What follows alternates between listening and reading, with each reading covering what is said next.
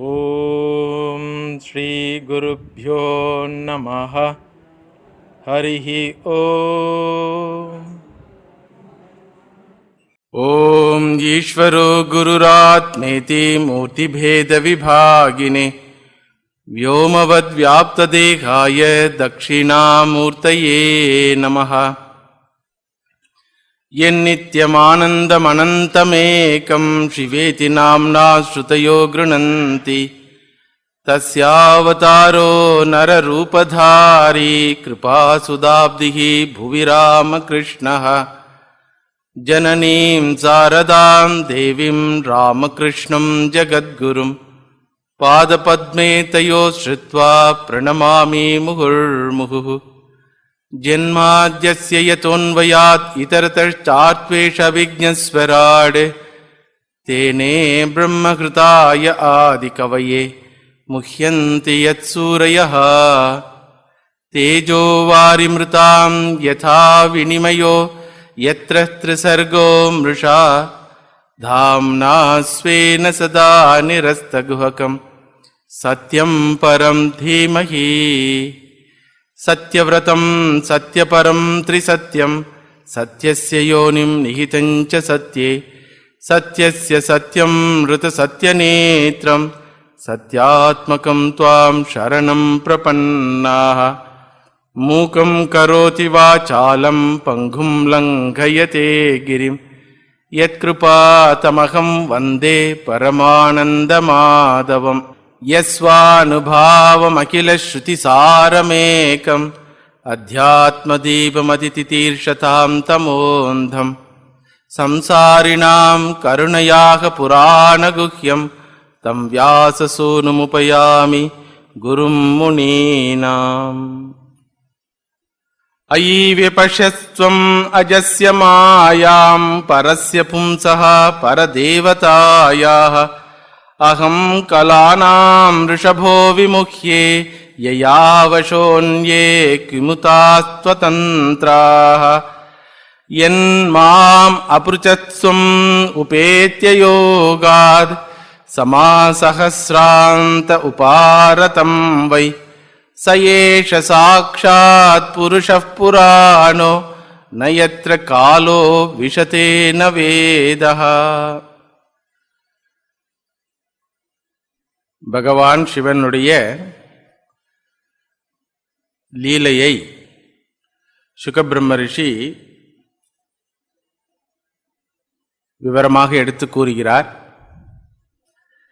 பகவான் நாராயணனுடைய மோகினி அவதாரத்திடம் பகவான் சிவனுடைய லீலை எப்படிப்பட்டதாக இருந்தது என்பதை கூறினார். சென்ற வகுப்பில் அதை பார்த்தோம். மோகினியிடம் அவர் காமவசம் அடைந்தாலும் தன்னுடைய ஆத்மஸ்திதிக்கு தானாகவே சிறிது நேரத்தில் வந்துவிட்டதை, தன்னுடைய பழைய நிலைக்கு, ஞானபூர்வமாக இருக்கின்ற தன்னுடைய பழைய நிலைக்கு வந்துவிட்டதை பகவான் நாராயணன் புகழ்ந்து பாராட்டுகின்றார். இந்த பாராட்டுதலுக்கு பின்னால் இருக்கின்ற சூக்ஷ்மத்தை சென்ற வகுப்பில் நாம் ஆராய்ந்து கொண்டிருந்தோம். ஒவ்வொரு ஞானிக்கும் தான் ஆத்மா என்ற ஞானம் திடமாக இருப்பதோடு இந்த சரீரமும் மனமும் புத்தியும் அனாத்மா என்ற ஞானமும் திடமாக இருக்கின்றது. இந்த சரீரமும் மனமும் புத்தியும் எப்பொழுதுமே மாயையினுடைய வசத்தில் தான் இருக்கும். அந்த மாயையினுடைய சக்தியை இந்த சரீரம் மனம் புத்தி மூன்றுமே மீறவே முடியாது என்ற உண்மையும் ஒவ்வொரு ஞானிக்கும் புரிந்திருக்கும். அதனால்தான் உடலுக்கு வருகின்ற வியாதியையோ மனதில் ஏற்படுகின்ற காம விகாரங்களையோ அல்லது புத்தியில் ஏற்படுகின்ற குழப்பங்களையோ அவர்கள் பெரிதாக எடுத்துக்கொள்வதில்லை. இதிலிருந்து நான் விடுபட்டவன் என்ற ஞானம் இருப்பதனாலேயே ஒரு குறிப்பிட்ட உடலிற்கோ மனதிற்கோ புத்திக்கோ ஏற்படுகின்ற இந்த விகாரங்களை அவர்கள் சத்தியத்துவ புத்தியோடு உண்மை என்ற நிலையில் எடுத்துக்கொள்ளாததனாலே எப்படி ஒரு மனிதன் நிழலை பார்த்து பயப்படுவதில்லையோ, அல்லது நிழலிடம் எந்த ஒரு அபிமானம் வைத்துக் கொள்வதில்லையோ, அதுபோன்றே ஒவ்வொரு ஞானியும் தன்னுடைய உடல், மனம், புத்தி இவற்றுடன் எந்த அபிமானமும் இல்லாமல் அசங்கனாக இருக்கின்றார் என்று சொல்லி காட்டுகின்றார்.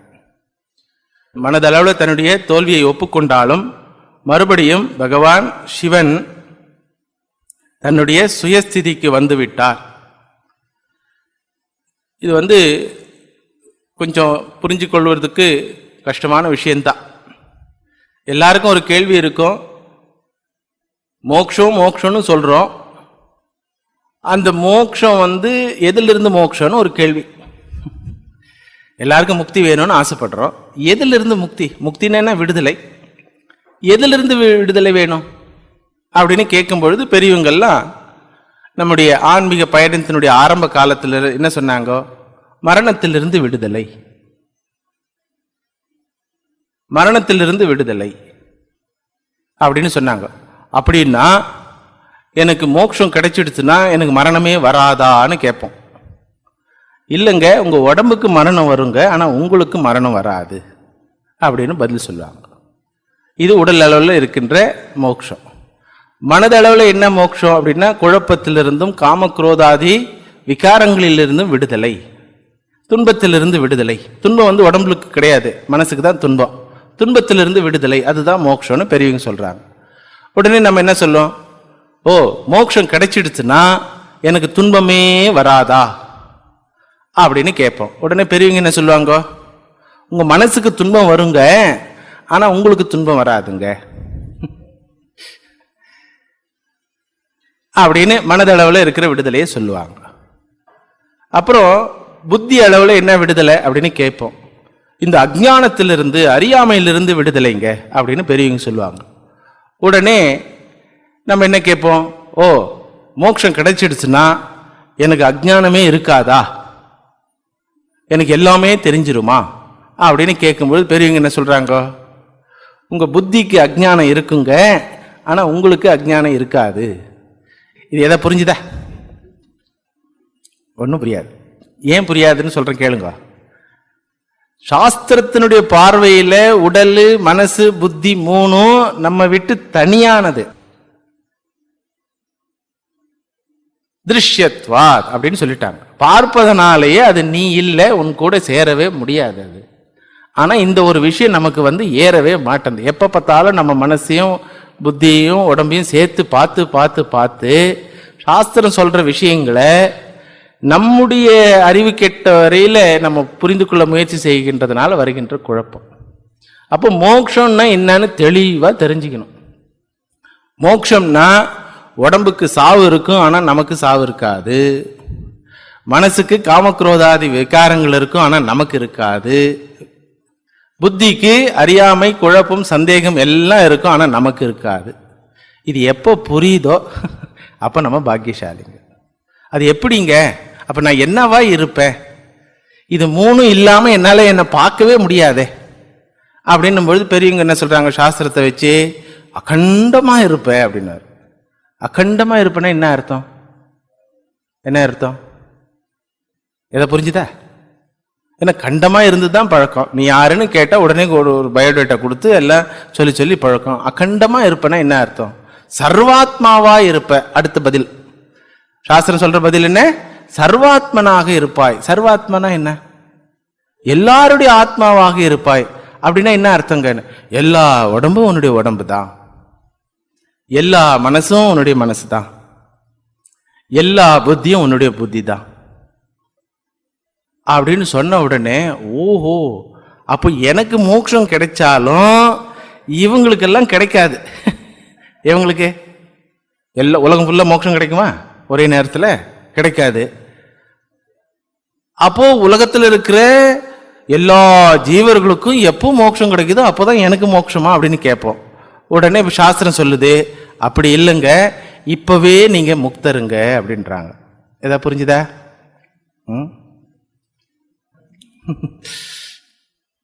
இப்படி மாத்தி மாத்தி சொல்லி நமக்கு புரியாத விஷயத்தை புரிந்து கொள்வதற்கு முயற்சி செய்ய வைக்கின்றது சாஸ்திரம். மாத்தி மாத்தி அது சொல்லல, அது வேறு வேறு ஆங்கிள் இருந்து சொல்லுது. அப்போ நம்ம கேட்கும்போது எப்போதான் மோட்சம் கிடைக்கும் அப்படின்னும் பொழுது, இப்பவே அது உன்னுடைய சொந்த சொத்து. உலகத்தில் இருக்கிற எல்லா ஜீவர்களுக்கும் குழப்பம் என்னைக்காவது நீங்குமா? காமக்ரோதங்கள் என்னைக்காவது நீங்குமா? இல்லை உலகத்தில் இருக்கிற ஜீவருடைய உடல்களுக்கு மரணம் எங்கேயாவது நீங்குமா? அப்போ நீங்க நினைக்கிற மாதிரி மோட்சம் எந்த காலத்திலும் நடக்கவே நடக்காது. அது சிருஷ்டியினுடைய பத்ததியில, மாயையினுடைய வலையில அது நடந்துட்டே இருக்கும். நீங்க வேண்டுமென்றால் இந்த நான்னு சொல்லிட்டு இருக்கீங்க இல்லையா, இதிலிருந்து வெளியே கொண்டு வந்துடலாம். இந்த நான்னு ஒரு எண்ணம் இருக்கின்றதே, இந்த எண்ணத்தை உடலோடவும் மனதோடவும் புத்தியோடவும் ஒன்றாகி வைத்திருப்பதனாலேயே அதற்கு கிடைக்கின்ற விஷயங்கள் எல்லாம் எனக்கு கிடைத்தது என்று சொல்லிக் கொண்டிருக்கின்றோம்.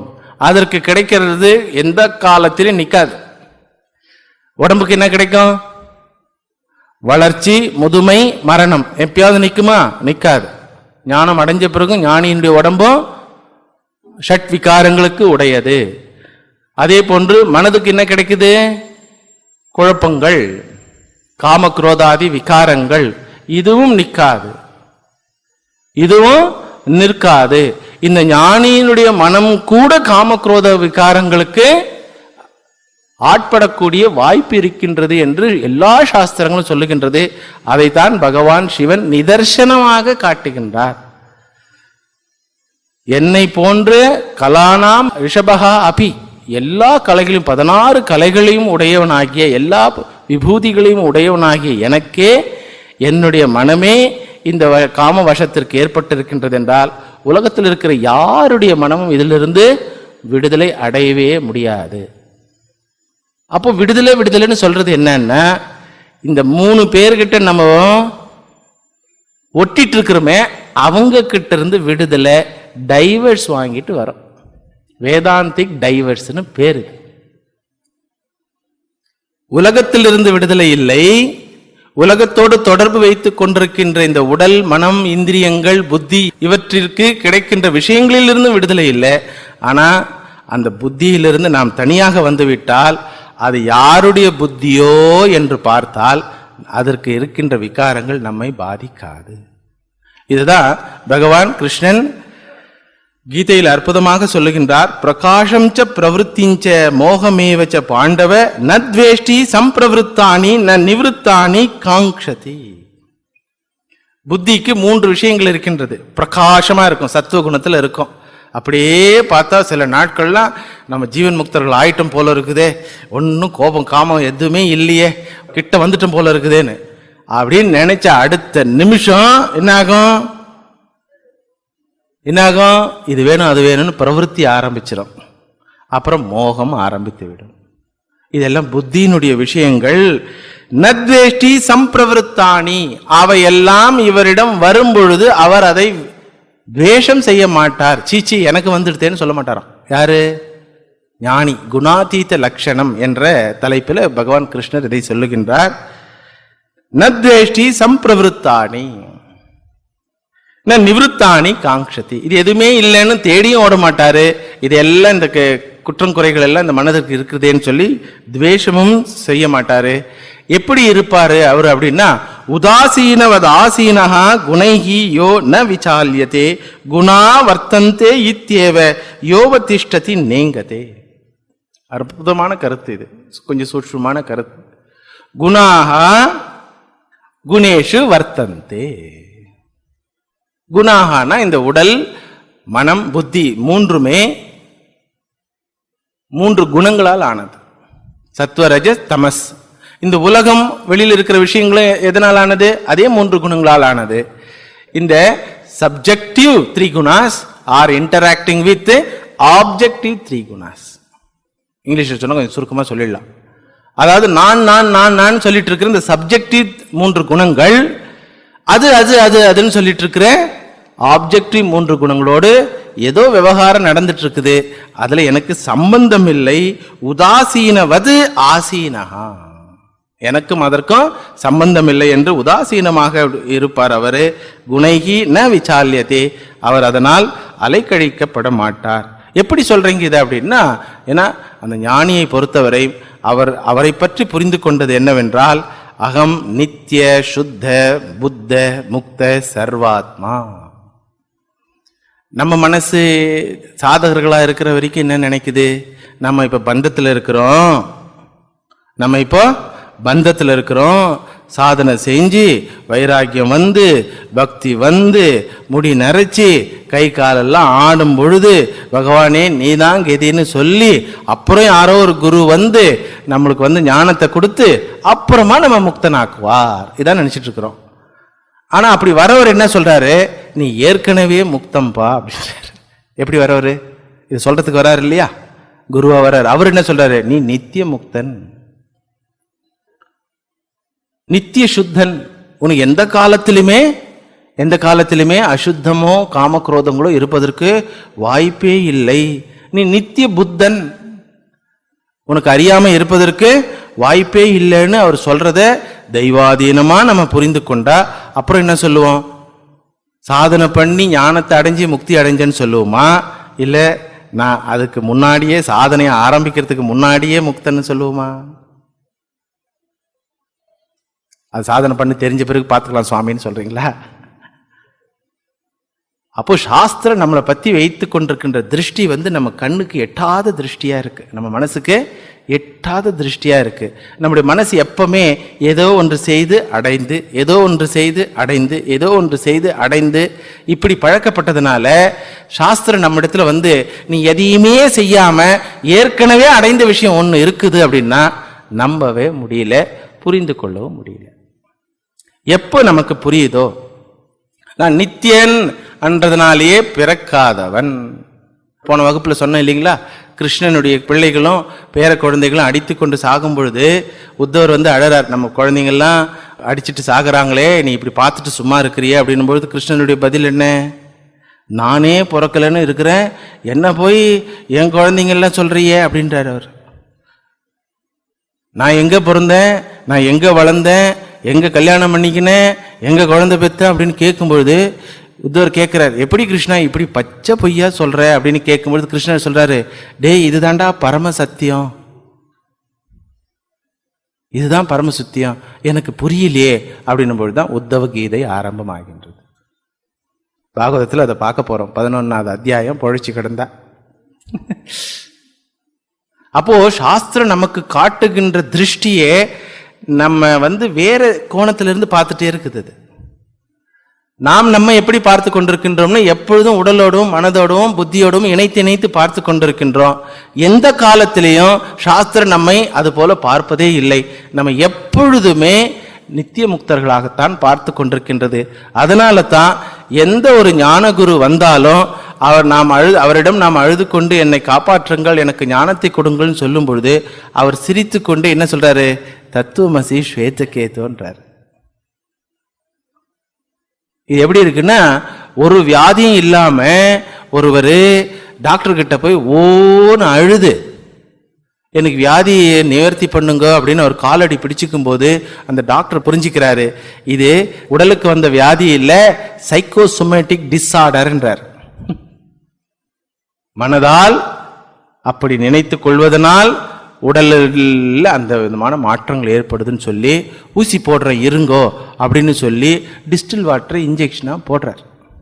பிளாசிபோன்னு பேர் அந்த இன்ஜெக்ஷனுக்கு, அந்த மெடிசனுக்கு பேர் என்ன? Placebo medicine.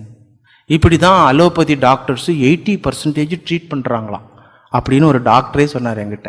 80% வியாதியஸ்தர்கள் சுவாமிஜி எல்லாருக்குமே நாங்கள் பிளாசிபோ தான் கொடுத்துட்ருக்குறோம். அவங்க வியாதி இருக்குதுன்னு சொல்லும் பொழுது நாங்கள் நம்பினா மாதிரி நடிக்கணும், இல்லைன்னா வேற டாக்டர்கிட்ட போயிடுவாங்க.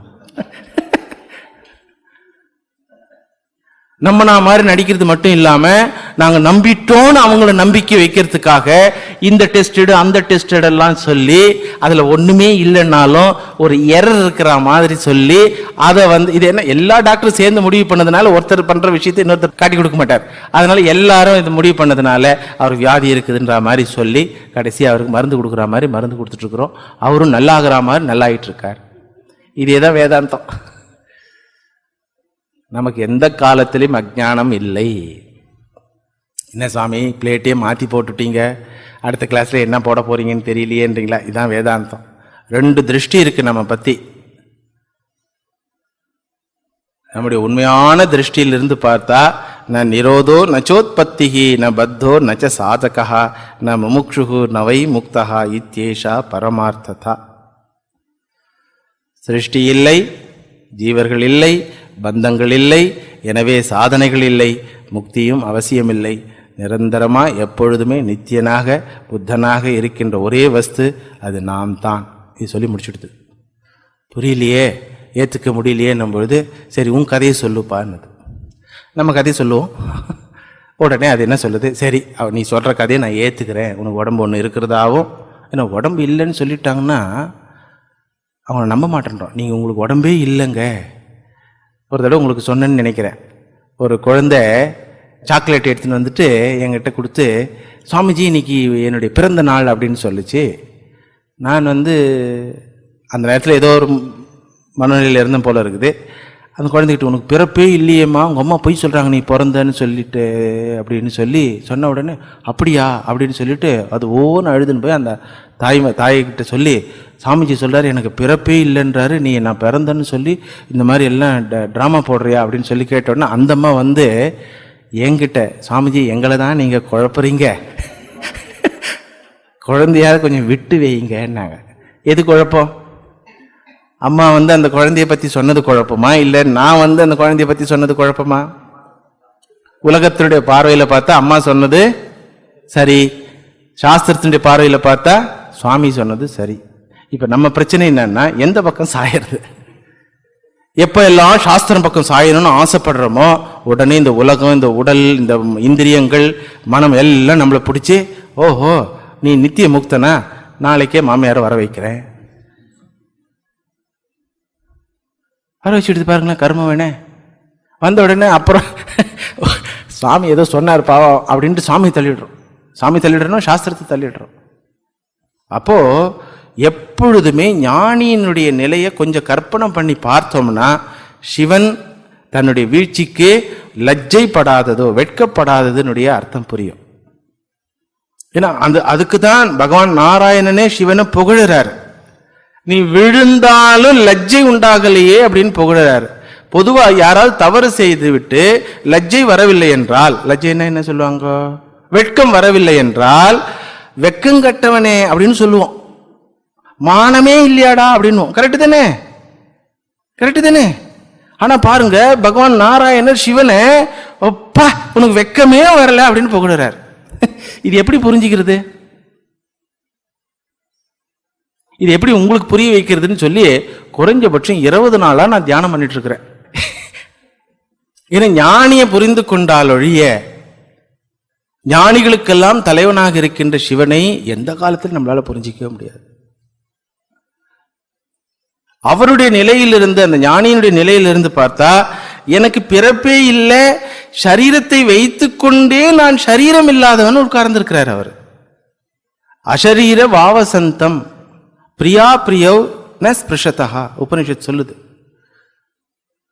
யாருக்குமே சரீரம் இல்லை, இதை யார் புரிந்து கொண்டிருக்கின்றார்களோ அவர்களுக்கு துன்பம் இல்லைன்னு சொல்லுது. இது எப்படி புரிஞ்சுக்கிறது? யாருக்குமே சரீரம் இல்லைன்னு சொல்லி யாரோ ஒருத்தர் சொல்றாரு தானே, யாரோ ஒரு சுவாமி சொல்றாரு, ஒரு ஞானி சொல்றாரு. அவர் சொல்றதுக்கு சரீரம் வேணுமா வேண்டாமா? சொல்றதுக்கு வாய் வேணுமா வேண்டாமா? வாய்க்கு சரீரம் வேண்டுமா வேண்டாமா? என் கூட தானே வந்து இருக்கிறீங்க, கொஞ்ச நேரத்துக்காக கூட வாங்க. இது சொல்றதுக்கே சரீரம் வேணும். ஆனா உபனிஷத்து என்ன சொல்லுது? இவர் மூலமா சரீரம் யாருக்குமே கிடையாது. என்ன சுவாமி வாயால சொல்றீங்க, அதை மைக்க வச்சு சொல்றீங்க, சரீரம் இல்லைன்னு சொல்றீங்களே, உங்களுக்கே இது சொல்றதுக்கே சரீரம் வேணுமே போது அவர் சிரிச்சுட்டே அதுதான் மாயை அப்படின்றார். என்ன புரியுது? அதனால ஞானியினுடைய நிலை அகம் நித்திய முக்தகா. உடலை வைத்துக்கொண்டே நான் உடல் இல்லாதவன், மனதை வைத்துக்கொண்டே நான் மனம் இல்லாதவன், புத்தியில குழப்பங்கள் வைத்துக்கொண்டே நான் புத்தியற்றவன் சொல்றார். இது ஞானி. ஞானிகளை எல்லாம் சேர்த்தா ஒரு ஞானி இருக்கார் இல்லையா, டோட்டல் அவர் தான் சிவன், ஈஸ்வரன். ஸோ ஒரு தனிப்பட்ட ஜீவனாக தன்னை நினைத்து கொண்டிருக்கின்ற ஞானிக்கே இந்த ஞானத்தினால இந்த விடுதலை வருதுன்னா இது எல்லாத்துக்கும் சொல்லி கொடுத்தாரு ஒருத்தர்.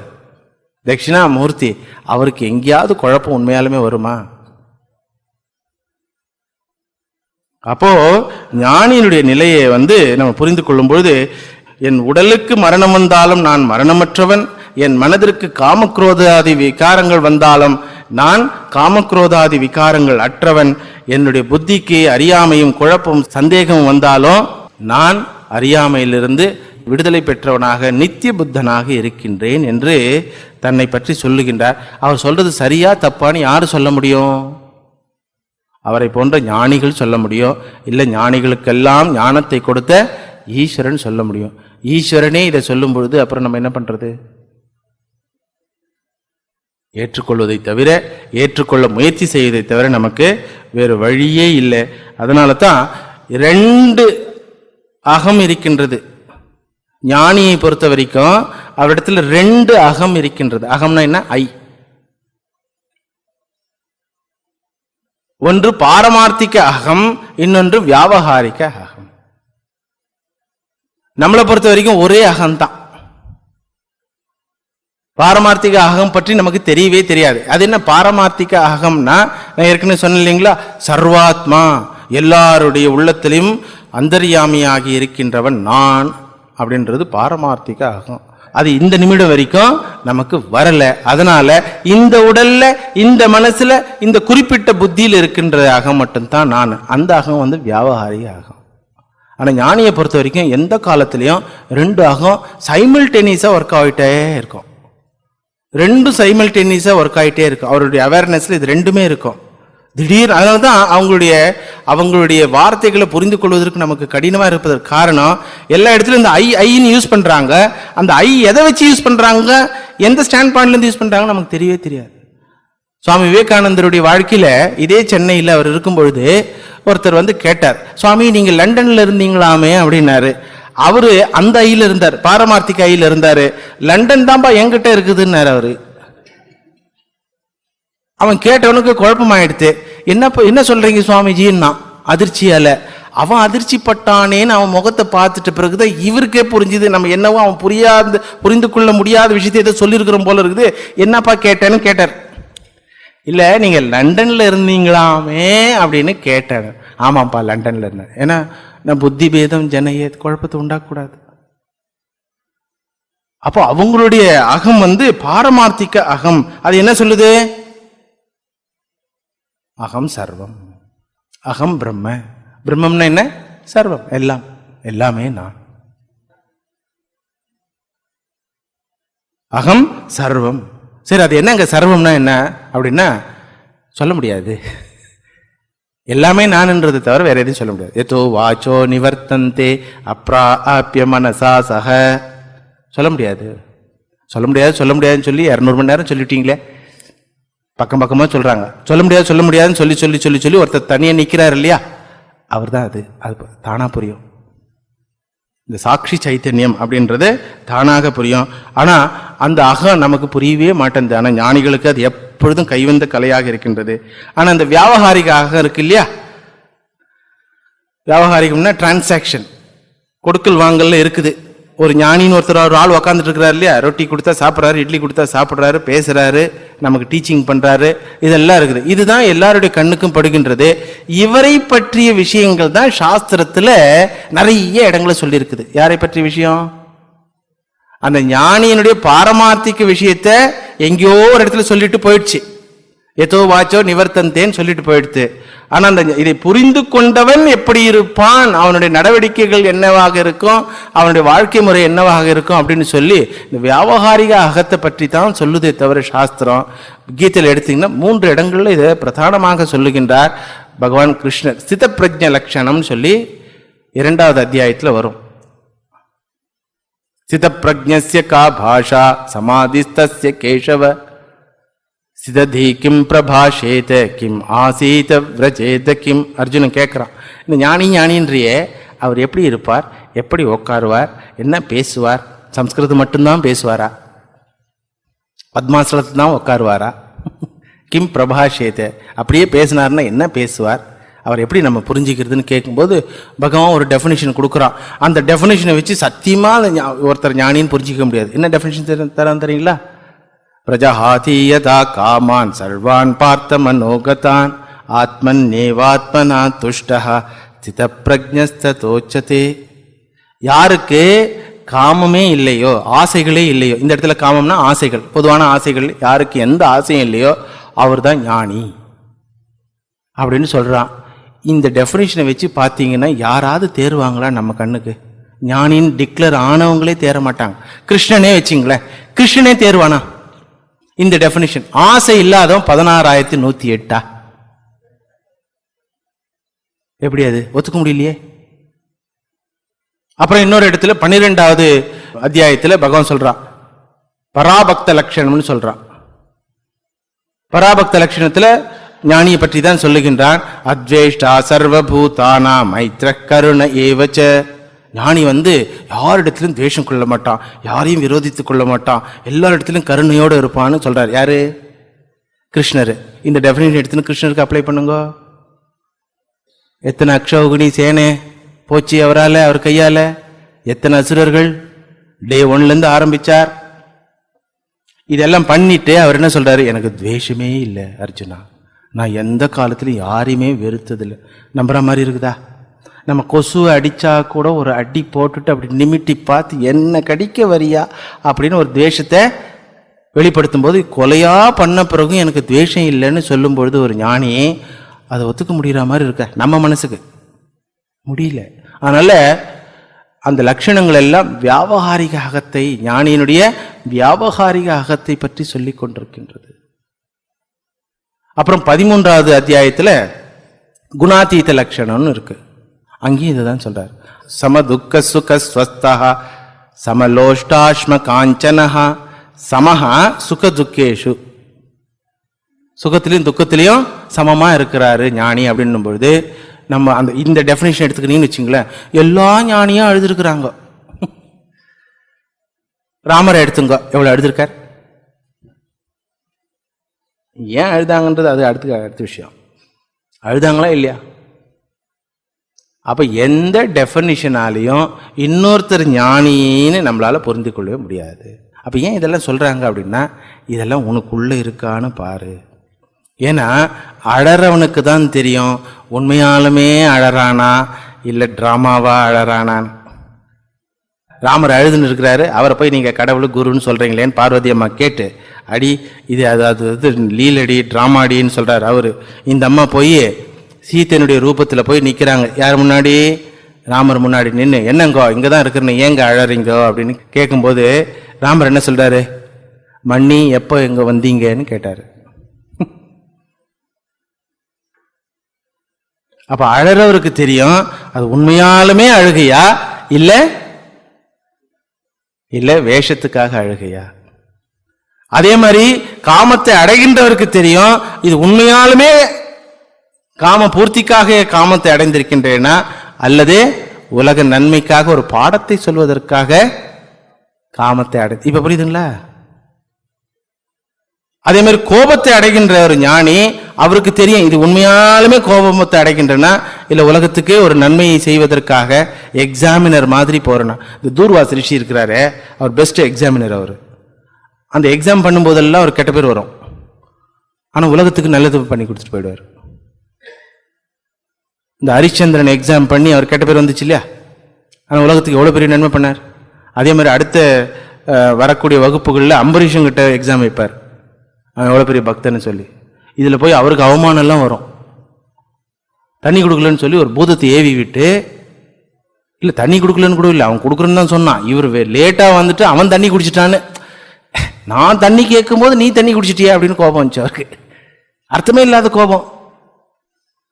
இப்ப அவருக்கு தான் தெரியும் இது உண்மையாலுமே அவர் கோபத்தோட இது செஞ்சாரா இல்ல ஈஸ்வரனுடைய லீலைக்காக இதை பார்ட்டிசிபேட், அவருக்கு தான் தெரியும். அதனால இந்த எல்லா லட்சணங்களும், சாஸ்திரம் சொல்லுகின்ற எல்லா லட்சணங்களும், ஜீவன் முக்த லட்சணங்கள் எல்லாம் ஒரு ஞானி தன்னைத்தான் புரிந்து கொள்வதற்காகத்தானே தவிர இந்த லட்சணங்களை வச்சு இன்னொருவரை ஞானி என்று புரிந்து கொள்ளவே முடியாது. ஏனென்றால் அந்த ஞான நிலைக்கு உயர்ந்து நான் வேறு, இந்த உடல் மனம் வேறுன்னு நமக்கு புரியாத வரைக்கும் எதை சொன்னாலும் நம்ம சேர்த்து புரிஞ்சுக்கிறதுனால பிரச்சனை. இது எப்படி இருக்குன்னா, குருடனுக்கு இன்னொருத்தருக்கு கண்ணு இருக்குன்ற டிஸ்கிரிப்ஷன் எப்படி உதவும் சொல்லுங்க? அவர் கண்கள் மான் கண்களை போன்று உள்ளது, அழகான கண்கள் அப்படின்னா, இவருக்கு இந்த கேட்குறவர் என்ன கேட்பார்? இவருக்கு இந்த வேர்ட்ஸ் எல்லாம் கேட்டுச்சு. அவர் கண்கள், மான் கண்கள், அழகு கண்கள், இதில் எதையுமே பார்த்ததில்லை. அவர் என்ன புரிஞ்சுக்குவார்? அதான் சொல்லுவாங்க, குரு பரம்பரையில் குழந்தை அழுதுட்டு இருந்தது. கேட்டார், ஏங்க குழந்தை அழுது? பால் கொஞ்சம் ஜாஸ்தியாக சாப்பிட்டு எடுத்து குழந்தை அழுதுது அப்படின்னாரு. இந்த கேள்வி கேட்டவர் கண்ணு தெரியாதவர். பாலா அது என்னன்னு கேட்டாரு. பாலுன்னா வெள்ளையா இருக்குமே, தண்ணி வெள்ளையா இருக்குமே அப்படின்னாரு. தண்ணி இவருக்கு டேஸ்ட் பார்த்துருக்குது, ஆனால் வெள்ளை கலர் பார்த்ததே இல்லை. வெள்ளை தண்ணியா எப்படி இருக்கும்? அதான்ப்பா வெள்ளையா இருக்குமே, அந்த கொக்கு வெள்ளையா இருக்குமே, அந்த மாதிரி. கொக்குவா அப்படின்னு கேட்டாரு. கொக்கு பிடிச்சின்னு வந்து கொடுத்தாங்க. இதுதான்ப்பா கொக்கு. ஏன்னா வெள்ளையை பிடிச்சின்னு வந்து கொடுக்க முடியாது. கொக்கை பிடிச்சின்னு வந்து கொடுத்தாங்க. தடவை பார்த்துட்டு, இவ்வளோ பெருசியா குழந்தை முழுங்கிடுச்சு, அப்போ அழாம என்ன செய்யும் அப்படின்னா, எதை புரிஞ்சுக்கிறதுக்கு எதை புரிஞ்சுக்கினாங்க பார்த்தீங்களா? இதுதான் நம்ம கதை. சிரிக்க வேண்டாம், நம்ம கதையே அதுதான். ஞானியை பற்றியெல்லாம் எப்பெல்லாம் சாஸ்திரம் பேசுதோ அப்போ நம்ம இந்த மாதிரி தவறாக புரிஞ்சுட்டு அவங்கள ஒரு ஃப்ரேம் ஒர்க்கில் வச்சிடுறோம். அதில் பெரிய நல்ல பாப்புலர் ஃப்ரேம் ஒர்க் என்ன? ஞானியா தாடி வைத்து கொண்டிருப்பார். முதல்ல தாடி இருக்கணும். த லென்த்தர் தி தாடி டீப்பர் தி விஸ்டம்னு வர என்னுடைய ஆச்சாரியார். தாடி வைத்து கொண்டிருக்கணும். அப்படியே பார்க்கும்போது நேராக பார்த்து பேசக்கூடாது, அப்படியே மௌனத்தை பார்த்து பேசணும். அதனால தான் சுவாமி விவேகானந்தர் அயல் நாட்டுக்கு போகும்பொழுது அவங்க ஒரு ஃப்ரேம் ஒர்க் வச்சிருந்தாங்க. இறைவனை பற்றி பேசுகின்றவர் ஒரு கலகலப்பாவோ ஒரு மகிழ்ச்சிக்குரியவராகவோ ஒரு சிம்பிளாவோ இருக்கக்கூடாது, ஒரு பெடஸ்டால் இருந்து ஒரு ஒரு தோரணையோடு இருக்கணும் அப்படின்னு அவங்க ஃப்ரேம் ஒர்க். இவர்கிட்ட நீங்கள் என்னங்க இவ்வளோ இறைவனை பற்றி பேசுகிறீங்க, ஆனால் ஒரு 5 வயசு பையன் மாதிரி கலகலப்பாக இருக்கிறீங்களே, சிரிக்கிறீங்களே, நீங்கள் சீரியஸாகவே இருக்க மாட்டீங்களா அப்படின்னு ஒருத்தர் கேட்டுட்டாரு. சுவாமி விவேகானந்தர் சொன்னார், நானும் சீரியஸாக இருப்பேன், எப்போல்லாம் எனக்கு வயிற்று வலி வருதோ அப்போல்லாம் நானும் சீரியஸாக இருப்பேன் அப்படின்னாரு. அப்போ ஃப்ரேம் ஒர்க்கு அவங்க நம்முடைய ஃப்ரேம் ஒர்க்கில் அவங்கள ஃபிக்ஸ் பண்ணணும்னு பார்க்குறோம். அதனால் பக்கத்திலே இருந்தாலும் தெரியாது, அவர்கள் நம்ம அருகிலேயே இருந்தாலும் மகா ஞானி பகவான் பரமாத்மா கிருஷ்ண மகா ஞானி பக்கத்திலே இருக்கிறான். அர்ஜுனனுக்கு புரியல பார்த்தீங்களா? அதனால இவர்களை புரிந்து கொள்வதை விட நம்மை நாம் புரிந்து கொள்ள முயற்சி செய்யும். ஞானிக்கு யாருடைய சர்டிஃபிகேட்டும் தேவையில்லை. சர்டிஃபிகேட் எதிர்பார்த்தா ஞானி இல்லை. ஏன்னா சர்டிஃபிகேட் கொடுத்துக்க 2வது ஆளே இல்லைன்னு உட்காந்துட்டு இருக்கிறவர் தான் ஞானி.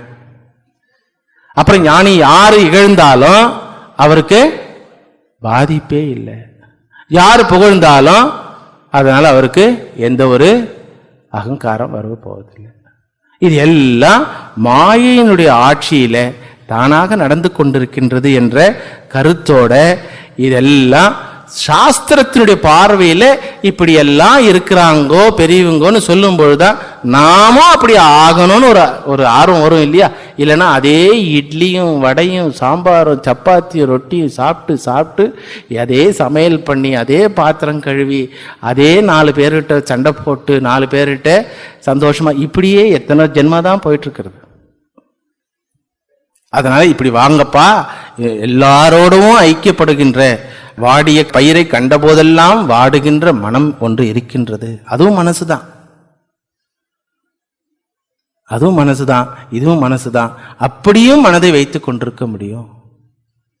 தொண்டையில் புற்றுநோய் வந்தா கூட அதற்காக போய் அன்னை காளியிடம் இதை நிவர்த்தி செய்யன்னு கேட்காத ஒரு புத்தி இருந்தது, அறிவு தெளிவு இருந்தது. பகவான் ஸ்ரீராமகிருஷ்ணர் சொல்லும்போது அவரை சொல்லுவாங்க எல்லாரும், போய் கொஞ்சம் நீங்கள் அம்மா கிட்ட வேண்டினீங்கன்னா குணப்படுத்திடுவாங்க. வேண்டுறதுக்கு எனக்கு புத்தியே இல்லையே அப்படின்னாரு அவர். இந்த மாதிரி வேண்டுறதுக்கு ஒரு புத்தி வேணும் இல்லை, அதான் எப்போ கொடுத்துட்டேனே அப்படின்றாரு அவர். நமக்கு தலைவலி முட்டி வலி கால் வலின்னா கூட உடனே போய் பகவானே இவ்வளோ தூரம் பூஜை பண்ணுறேன் எனக்கு ஒன்றும் கவனிக்கவே மாட்டேன்றியே அப்படின்றோம். எப்படி இருக்கு பாருங்க, வித்தியாசம் புரியுது. இந்த வித்தியாசத்தை புரிய நம்ம லெவல்ல இருந்து வித்தியாசம் புரிஞ்சா தானே நம்ம அட்லீஸ்ட் ட்ரையாவது பண்ணுவோம். அதனால என்ன பண்றாங்க, சாஸ்திரத்திலையும் பெரியவங்க வார்த்தைகள்லையும் நம்ம லெவலுக்கு சரீரத்தை மனதையும் புத்தியும் வைத்துக் கொண்டிருக்கின்ற ஒரு மனிதன் இதே லெவல்ல இந்த ஞானத்துக்கு அப்புறம் எப்படி இருக்கிறான்னு வர்ணிக்கிறாங்க.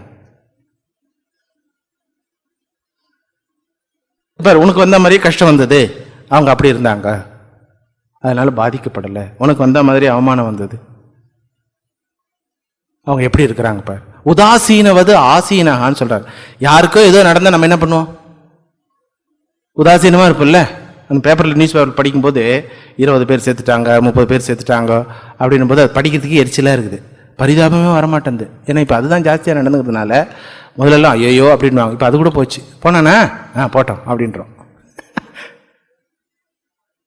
அது அடுத்த உடம்பு அப்படின்னும் போது உதாசீனமா இருக்குது. ஆனா ஒரு குறிப்பிட்ட உடம்பு இல்லை அந்த உடம்போடு சம்பந்தப்பட்ட உடம்புகள்னும் போது பதைக்குது அப்படியே. ஏன்? இந்த ஞானம் இல்லாத நிலையினால. ஞானியாக இருப்பவன் எல்லா உடல்களோடும் தன்னை ஐக்கியப்படுத்தி கொண்டிருப்பதனாலே அந்த உடல் பதைக்கும் போது இந்த உடலும் பதைக்கும், அந்த மனம் பதைக்கும் பொழுது இந்த மனமும் பதைக்கும். அதனால இந்த ஒரு குறிப்பிட்ட உடலை அவன் வைத்துக் கொண்டிருக்கின்றானே ஞானத்துக்கு அப்புறம், அதான் ஜீவன் முக்தன்னு பேரு. அந்த நேரங்களில் அந்த உடலையும் மனதையும் அடுத்தவருடைய துன்பத்தை நீக்குவதற்காக அதை செலவிட்டு கொண்டிருக்கின்றான், பயன்படுத்தி கொண்டிருக்கின்றான். வசந்தவது லோகஹிதே சரந்தகா என்று சங்கராச்சாரியார் சொல்லுகிறார். அதனால ஞானியினுடைய நிலையிலிருந்து பார்த்தால் உலகத்துல 2வது வஸ்து எதுவுமே இல்லை. அப்படி இருப்பதாக யாராவது சொன்னா அது அவர் என்ன சொல்றாரு, தோற்றம்.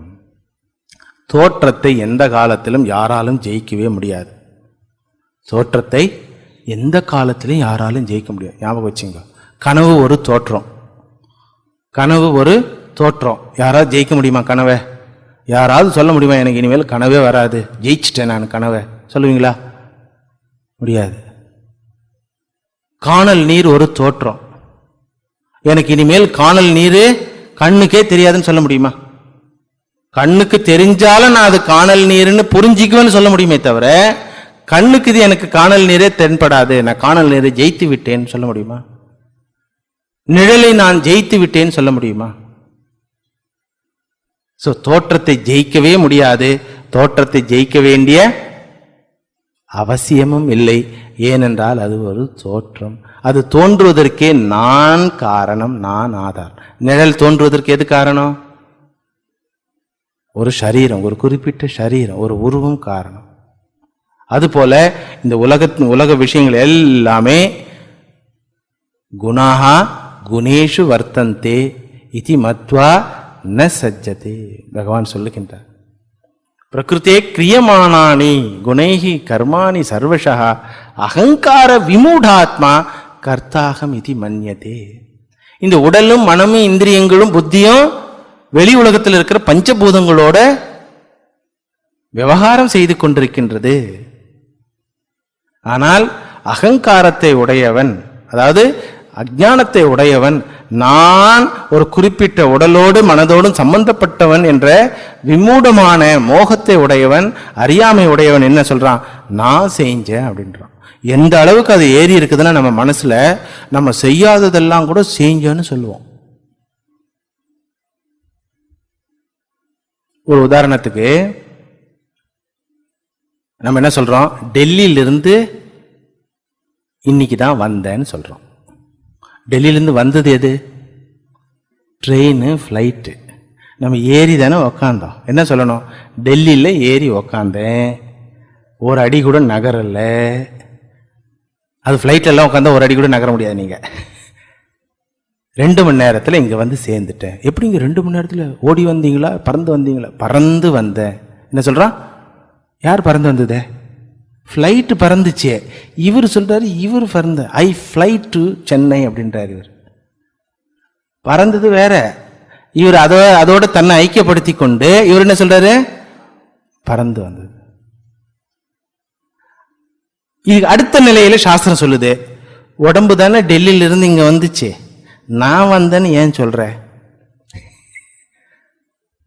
நீ தான் அகண்ட ஆத்மாவாச்சே, டெல்லியில இருக்கும்போது இங்க இருக்கிற ஆள் ஆச்சே, நீ எப்படி டெல்லியில இருந்து இங்க வர முடியும்னு கேட்டா முதல்ல சொன்னது புரியுது.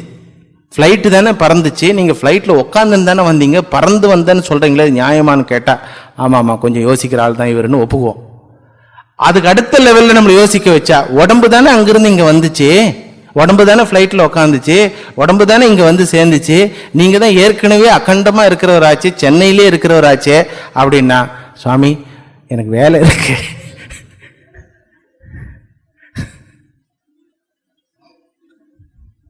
புதன்கிழமை சாயந்தரம் வேணா வரேன், திங்கக்கிழமை காலையில் நிறைய வேலை இருக்கு. அப்போ இவங்களோட வாழறதே கஷ்டம். யாரோட? இந்த ஞானிகளோட இருக்கிறதே கஷ்டம். ஏன்னா புரியவே புரியாது அவங்களுக்கு. அவங்க லெவலுக்கு நம்ம உயர்ந்தால் ஒழிய புரியவே புரியாது. சுவாமி விவேகானந்தர் சொல்றாரு, I love you all but I want you to tie அப்படின்றார். இதா புரியுதா?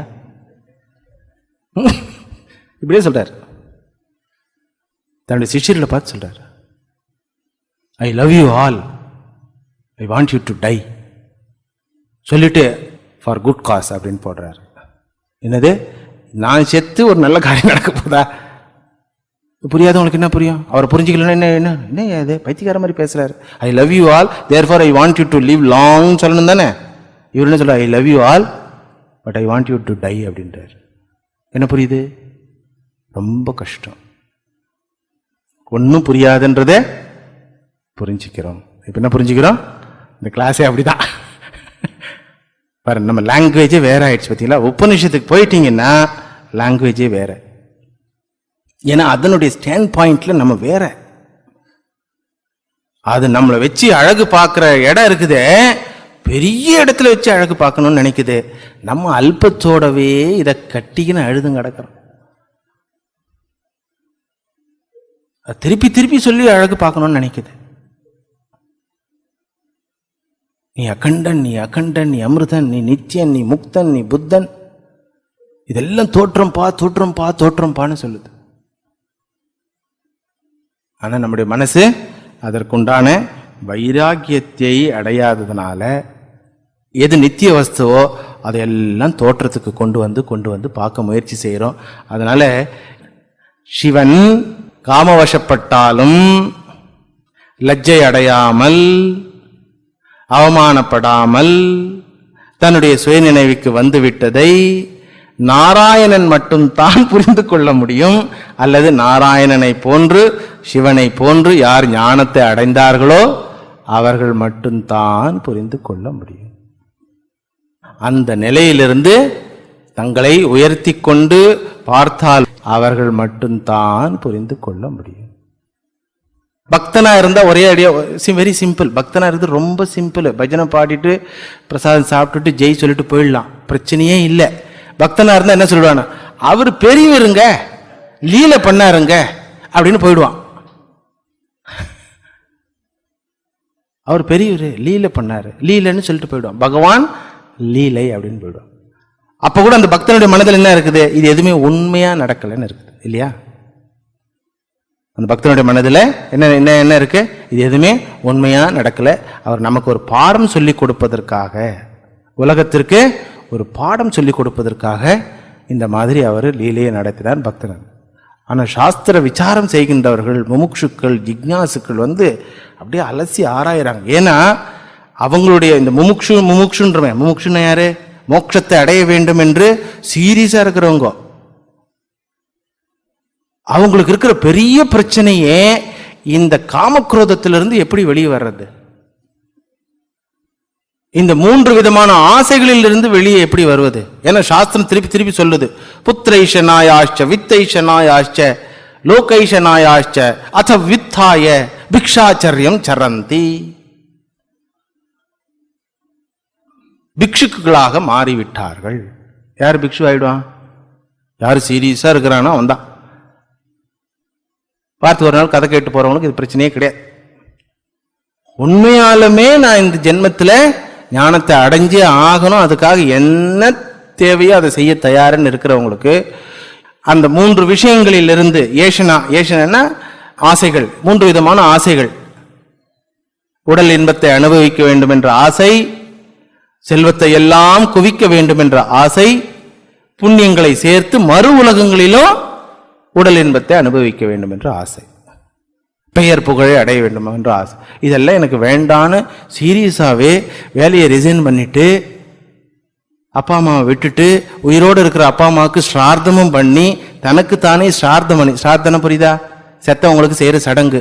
உயிரோடு இருக்கிற அப்பா அம்மாவுக்கு செத்தவங்களுக்கு செய்ய வேண்டிய சடங்கை பண்ணி தனக்கும் செத்தவங்களுக்கு செய்த சடங்கை பண்ணி வந்த பிறகும் அப்புறமா பார்க்கிறாரு, இவர் உணர்றாரு இது மூணுமே விரட்டுது. இவர் வானான்னு வந்துட்டாரு, அது வேணும்னு வருது. அப்போ அவங்களுக்கு பெரிய பிரச்சனை, இது எப்படி ஜெயிப்பது?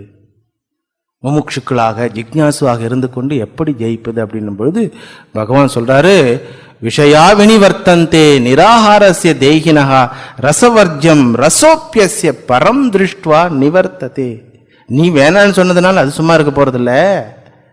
வேணும்னு ஒரு காலத்தில் சொன்னல, இப்போதான் வேணான்னு சொல்லியிருக்கிற. வேணும்னு ஒரு காலத்தில் சொன்னல, எப்போ சுவாமி? எனக்கு ஞாபகம் இல்லை சுவாமி, நான் சின்ன வயசுலேயே சன்னியாசி ஆயிட்டேன். இந்த ஜென்மத்தில் சொல்லாமல் இருக்கலாம், போன ஜென்மத்தில். அப்போ அந்த ரசவர்ஜம் இருக்கின்றது, அது தொடர்ந்து வரும். ரசோப்பியஸ்ய பரம் திருஷ்டுவா நிவர்த்தத்தேன்னு ஒரு போடுறார். பரத்தை பார்த்தால் இந்த விரட்டுதல் நின்றுவிடும். அது என்ன பரம்? எப்படி நான் பரத்தை அடைவது அப்படின்னா உடனே உபனிஷத் சொல்லுது, பிரம்மவிதா ஆப்னோதி பரம். எதா புரியுதா? இதுல இருந்து விடுதலை வேணுங்க, எனக்கு காமக்ரோதத்திலிருந்து விடுதலை வேணும்னு சொல்லும் உடனே பரனை பார்க்க வேண்டும், பரமனை பார்க்க வேண்டும் அப்படின்னு சொல்றோம். எங்கெங்க பரமனை பார்க்குது? எப்படி பார்க்கறதுன்னா பிரம்மனை அறிந்து கொள்ள வேண்டும். என்ன புரிஞ்சுது? அப்போ இது வந்து ஒரு, என்னுடைய ஆசிரியர் சொல்வார், ஒருத்தருக்கு புலின்னா என்னன்னே தெரியாதான். ஒரு குழந்தைக்குன்னு வச்சுங்களேன், இது என்ன அப்படின்னு கேட்டுச்சு. ஒரு படத்தை பார்த்து ஒரு இது காமிச்சு, புலி அப்படின்னாராம் அப்பா. புலின்னா டைகர், டைகர்னா பாக், வங்காளத்தில் பாக்னு பேர் அதுக்கு. பாக்னு வியாக்ரி சம்ஸ்கிருதத்தில். இப்படி வார்த்தையை மாற்றி மாற்றி போட்டுன்னு இருந்தா என்ன புரியும்? வியாக்ரி அப்படின்னா புலி. இப்போ நம்ம கதை அப்படித்தான் இருக்குது. காமக்ரோதத்திலிருந்து விடுதலை வேண்டும். காமக்ரோதத்திலிருந்து விடுதலை வேணும்னா என்ன பண்ணணும்? மோட்சம் அடையணும். மோட்சம் அடையணும் என்ன பண்ணணும்? பகவானை தெரிஞ்சுக்கணும். பகவானை தெரிஞ்சுக்கிறதுனா என்ன? பிரம்மனை அறிந்து கொள்வது. பிரம்மனை அறிந்து கொள்வது என்றால் என்ன? ஆத்மாவை தெரிந்து கொள்வது. ஆத்மாவை தெரிந்து கொள்வது என்றால் என்ன? இந்த உடலும் மனமும் நீ இல்லை என்று தெரிந்து கொள்வது. எதா புரிஞ்சுதா? சுற்றி வந்துங்குது நம்ம மனசு. ஆனால் ஏதோ ஒரு காலத்தில் இந்த செயின் இது கேட்டுகிட்டே இருந்தோன்னு வச்சுங்களேன், சாஸ்திரம் சொல்லுது, புரியல தானே, விட்டுடாத, கேட்டுட்டே இரு, டக்குன்னு எங்கேயோ ஒரு இடத்துல இந்த சைக்கிள் உடையும். அப்போ பகவான் சொல்றாரு, பரம் திருஷ்டுவா நிவர்த்தந்தே. சரி, அது வரைக்கும் இது எப்படி ஹேண்டில் பண்றது? அதான் பிரச்சனை. அது மொத்தமாக போகிறது போட்டோம், எப்போ போதோ போட்டோம். அப்பப்போ அடிக்கடி வந்து நம்மளை தொந்தரவு பண்ணுதே. வேண்டான்னு சொல்றவங்களையும் தொந்தரவு பண்ணுது, வேணும்னு சொல்றவங்களையும் தொந்தரவு பண்ணுது, வயசாகி தொந்தரவு பண்ணுது, வயசை கொடுத்து தொந்தரவு பண்ணுது. எப்படி தொந்தரவு பண்ணுது? எந்த மனிதருக்கு காமமும் குரோதமும் இல்லை உலகத்தில் சொல்லுங்க? அதை எப்படி ஹேண்டில் பண்றது? ஏன்னா இது வந்து மம மாயா துரத்தியான்னு வேற சொல்றாரு பகவான்கிறாரு. அதுவும் கிருஷ்ண பகவான் இருக்கிறாரு, குழப்புறதுல மகாமன்ன. பகவான் சங்கராச்சாரியார் வியாக்கியானம் எழுதும்போது படாது பாடுபடுறாரு. கீதை வியாக்கியானம் எழுதும்போது சொல்றாரு, எத்தனையோ பேர் வியாக்கியானம் எழுதிட்டாங்கன்னா எல்லா வியாக்கியானமும் தப்பான வியாக்கியானம் ஆகிற மாதிரி பகவான் குழப்பி வச்சிருக்காரு அப்படின்றாரு. எல்லாரும் நினைக்கிறாங்க கீதை தான் எளிதான பாடம் நினைக்கிறாரு. ரொம்ப கஷ்டமான பாடம் கீதை தான். பிரம்மசூத்திரம் புரிஞ்சிடும், கீதை புரியாது. அதனால தான் கீதைக்கு இன்னைக்கு 2000 வியாக்கியானம் இருக்குது. எவ்வளோ? சம்ஸ்கிருதத்தில் மட்டும், டிரான்ஸ்லேஷன் சொல்லலை, சம்ஸ்கிருதத்தில் மட்டும். அவ்வளோ குழப்பம். தாஜா பண்ணி பேசி பேசி பழக்கம் அவனுக்கு. யாருக்கு? நம்ம கிருஷ்ணனுக்கு. யாரையுமே விரோதிக்காம தாஜா பண்ணி பேசி பழக்கம் அவனுக்கு. அம்மா அழறாருன்னா அம்மாவை தாஜா பண்ணுவோம், அப்பா அழறாருன்னா அப்பா, கோபிகள்னா தாஜா பண்ணி பேசி கடைசியாக அர்ஜுனங்கிட்டையும் தாஜா பண்ணி தான் பேசுகிறார் அவர். கட் அண்ட் ரேட்டாக அவன் கேட்குறான், இது கரெக்டாக அது கரெக்டாக சொல்லுன்னு. அது ஓகே தான், இதுவும் ஓகே தான்றார் அவர். சன்னியாசம் 2வது சாப்டர்ல கேட்குறான் அர்ஜுனன், ஜாயசி சேத் கர்மனஸ்தே மதா புத்தி ஜனார்தன தத்கிம் கர்மணி கோரே மாம் நியோஜியசி கேசவா. ஞானம் தான் உயர்ந்ததுன்ற, என்ன கர்மாவை பண்ணுன்றியே, கர்மாவை பண்ண ஞானம் கிடைக்காது நீயே சொல்லிவிட்ட. ஞானம் தான் உயர்ந்ததுன்ற, என்ன ஞானியாகுன்னு சொல்றதுக்கு பேர்ல கர்மாவை பண்ணுன்னு சொல்றியே, குழப்பறியே அப்படின்றான். அதே கேள்வி 5வது சாப்டர்ல கேட்கிறான். சன்னியாசம் எடுத்துக்கிறதா வேண்டாமா? பதிலே சொல்ல மாட்டேன்றார். சன்னியாசி டாப்பு, அதை விட தியாகி டாப்புன்றார். என்ன புரியுதே? நம்மளுடைய டிக்ஷனரியில் சன்னியாசி ஈக்குவல் டு தியாகி. என்ன தியாகின்றார்? கர்மஃபல தியாகி அப்படின்றார். அப்படி அவர் ஒரு டெர்மினாலஜி அவர் கிரியேட் பண்றார். கர்மாவை செய், ஆனால் அதனுடைய இருக்கிற பலனை தியாகம் செய்தவனாக இரு. சன்னியாசி யாரு? கர்மாவை வெட்டுவன், அதோட இவன் தான் டாப்பு அப்படின்றார். சரி, நீ இப்படி நடுவில் விட்டுடுறான். ஏன்னா கொஞ்சம் நடுவில் ஷோ எல்லாம் காமிக்கிறாரு. இந்த 11th சாப்டர்ல விஸ்வரூப தர்ஷன்லாம் சினிமாலாம் காமிச்சிட்டு அவனு ஒரு குழம்பி பயந்து போய் 18வது சாப்டர் திருப்பி இதே கேட்குறான். கடைசியாக என்ன சொல்றாரு? புரியலன்னா பரவாயில்ல, சரணாகதி பண்ணிடு அப்படின்ட்டார். அந்த சரணாகதி பண்ணுன்ற வார்த்தைக்கே ஒவ்வொரு பிரிவும் ஒவ்வொரு உதாரணம் கொடுக்குறாங்க, ஒவ்வொரு அர்த்தம் கொடுக்குறாங்க. அதை படிச்சா இன்னும் குழப்பம். அதனால இதுக்கு ஒரே வழி என்ன தெரியுங்களா? இது எப்படி ஹேண்டில் பண்றது என்றத, இதுக்கு என்ன வழி? இந்த விஷய சைக்கிள் இதுக்கு பேர், புரியுதுல்ல? காமக்ரோதம் நம்மளை பாதிக்குது, அதுலேருந்து விடுதலை வேணும்னு ஆசைப்படுறோம். விடுதலை வேணுன்றதுக்காக அதுலேருந்து ஒதுங்கி வந்தாலும் அது நம்மளை சும்மா விட மாட்டேங்குது. அது வந்துடுத்தேன்னு அதுக்கிட்ட போனால் திருப்பியும் அது ஓடுது, நம்மளும் ஓட வைக்குது, பூர்த்தியும் வரமாட்டேங்குது. முடிச்சிடலாம் அப்படின்னு போனால் அதுவும் நடக்க மாட்டேங்குது. என்னதான் பண்ணுறது? ஜென்மாந்திரம் எப்படி ஓடிட்டு இருக்குது? அதான் சிவனுடைய லீலையில காமிக்குது. இவரு சிவனேன்னு உட்கார்ந்துருந்தாரா? சிவனேன்னு இவர் உட்கார்ந்துருந்தார். நாரத ரிஷிகள் வந்து சொன்னாங்க, டே எனக்கு தெரியும்டா, நான் பார்த்துட்டேன்டான்னு சொல்ல வேண்டியது தானே. ஏன் அவர் அந்த ஆட்டத்துக்கு வராரு? காரணம், அந்த மாதிரி ஆடணும்னு விருப்பம் இருக்கிறவங்க இருக்கிறாங்கோ. ஸோ அவங்களுக்கு ஒரு பாடம். உன்னை பார்த்து அழைக்கும், நீ பின்னாடி போனீன்னா அது ஓடும். அது ஓடிச்சேன்னு நீ திருப்பி நின்றுட்டீன்னா திருப்பி வந்து வாங்கோ. இது வந்து ஆளா நினைச்ச கூடாது. ஆளா நினைச்சா அது தப்பு. அது எண்ணங்கள். இது வேண்டாம் அப்படின்னும் பொழுது எடுத்துக்கோ. என்ன சரி நான் எடுத்துக்கிறேன்னா வரமாட்டேனே. உலகத்தில் எல்லாமே பாருங்களேன், பணம் வேண்டாம், செல்வம் வேண்டாம், புகழ் வேண்டான்னு சுவாமி விவேகானந்தர் விடுறாரு. அவர் சொல்றாரு, என்ன நாய் மாதிரி திரும்பி வருது, இது பாரு என் பின்னாடியே வந்துட்டு இருக்குது அப்படின்றார். அதே மாதிரி ஸ்ரீராமகிருஷ்ணர் பணமும் மண்ணும் ஒன்றுன்னு தூக்கி போட்டாரு. இன்னைக்கு இருக்கிற எல்லா பணமும் அவருடைய திருநாமத்துக்கு வந்தது இல்லையா? ராமகிருஷ்ண சம்பிரதாயத்தில் எத்தனையோ மடங்கள் இருக்குன்றது, எவ்வளோ கோடிக்கணக்கான பணம் இருக்கு. யாருக்கு வந்தது? அந்த நாமத்துக்கு வந்தது தான். பாருங்களேன், எந்த நாமமும், எந்த நாமத்தை உடையவர் இந்த பணம் வேண்டான்னு தூக்கி போட்டாரோ அவருக்கு பின்னாடி, அந்த நாமத்துக்கு பின்னாடி, அந்த உருவத்துக்கு பின்னாடி, அந்த வாழ்க்கைக்கு பின்னாடி செல்வம் எப்படி திரும்பி ஓடி வருது பாரு. இதுதான் மாய, ஈஸ்வரனுடைய லீலை. இதிலிருந்து விடுதலை அடைவது எப்படின்றத பகவான் அழகாக சுட்டி காட்டுகின்றார். இது வரைக்கும் நான் சொன்னதெல்லாம் புரிஞ்சுதோ இல்லையோ கவலைப்படாதீங்க. இப்போ இந்த ஒரு ஸ்டேட்மெண்ட் சொல்கிறேன், இதை மட்டும் புரிஞ்சுங்க. பகவான் சிவனுடைய கதையில நமக்கு முக்கியமாக தெரிஞ்சது, இது தோற்றம் என்பதை புரிந்து கொண்டு இதனோடு எனக்கு எந்த சம்பந்தமும் இல்லை, எனக்கு எந்த சம்பந்தமும் இல்லை என்னும் பொழுது இந்த எனக்குன்றதுடைய அர்த்தம் என்ன? அகண்ட ஆத்மா. உடலுக்கும் மனதுக்கும் புத்திக்கும் சம்பந்தங்கள் இருந்து கொண்டிருக்கும் பொழுதே எனக்கு எந்த சம்பந்தமும் இல்லை. நான் சாட்சியாக இருந்து இந்த தோற்றத்தை இறைவனுடைய மகிமையாக பார்த்து கொண்டிருக்கின்றேன். அதனாலதான் பார்வதி அம்மா கிட்ட அவர் சொல்றார், பாத்தியா பகவானுடைய மாயையுடைய சக்தியை பார்த்தியா அப்படின்னு நம்ம ஆச்சரியப்பட்டு சொல்றார். இறைவனுடைய மாயை, இறைவனுடைய லீலை, இதை பார்த்தியான்னு அந்த மாயையை மரியாதை கொடுத்து நமஸ்காரம் பண்ணி அதுக்கு புகழ தேடித்தரார். அதே நேரத்தில் அந்த மாயையினால் நான் ஜெயிக்கப்பட்டவன் அல்ல, எனக்கும் அதற்கும் எந்த சம்பந்தமும் இல்லை. என் உடலும் மனமும் ஜெயிக்கப்பட்டாலும், மாயையினால் என் உடலும் மனமும் ஜெயிக்கப்பட்டாலும் நான் ஜெயிக்கப்பட்டவன் அல்ல, நான் எப்பொழுதுமே சுதந்திரனாக இருக்கின்றேன் அப்படின்ற ஞானம் இருந்துக்கிறதுனால எனக்கு எந்த அவமானமும் இல்லை. இது கரெக்ட்னு சொல்லி யார் சொல்றா? பகவான் விஷ்ணு சொல்றார். திஷ்டியா ஆத்மனா ஸ்வாம் நிஷ்டாம் ஸ்திதா.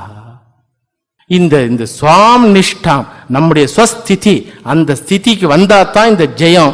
ஜெயம் அடைஞ்ச பிறகு ஜெயிச்சிட்டேன்னு யாரும் சொல்றதுக்கு இல்லை. ஏன் சொல்லுங்க? தோற்றத்தை போய் ஜெயிச்சிட்டேன்னு யாரும் சொல்ல முடியும்? என்னை தவிர ரெண்டாவது இஸ்துவே இல்லை. ஸோ ஜெயிச்சவங்க யாரும் நான் ஜெயிச்சிட்டேன்னு சொல்ல மாட்டாங்கோ. ஜெயிக்காதவங்க எல்லாரும் அதை ஜெயிக்க முயற்சி செய்யாதீங்கோ. அதை புரிந்து கொள்ளுங்கள். அதனிடம் உங்களுக்கு ஜெயம் உண்டாகவே ஆகாது. புரிஞ்சுக்கிற வரைக்கும் எப்படி சுவாமியை ஹேண்டில் பண்றது, அதான் ரெண்டு விஷயம். ஒன்று how to handle lost, another ஒன்று ஹவு டு வின் லஸ்ட். ரெண்டு இருக்கு. எப்படி நான் ஜெயிப்பது ஒரு கேள்வி, அதுக்கு ஞானத்தை அடைய வேண்டும். அது வரைக்கும் எப்படி ஹேண்டில் பண்றது அப்படின்னு கேட்டா அடுத்த வாரம் வாங்கோ அப்படின்னு சொல்லிட்டார். கிருஷ்ணாய வாசுதேவாய ஹரையே பரமாத்மனே பிரணத கிளேஷநாசாய கோவிந்தாய நமோ நமः. ததேவ ரம்யம் ருச்சிரம் நவம் நவம் ததேவ சஸ்வன் மனசோ மகோத்சவம் ததேவ சோகார்ணவ சோச்சனம் நிருணா யதுத்தம ஸ்லோக யசோனுகீயதே. கோபிகா ஜீவனஸ்மரணம் கோவிந்தா கோவிந்தா.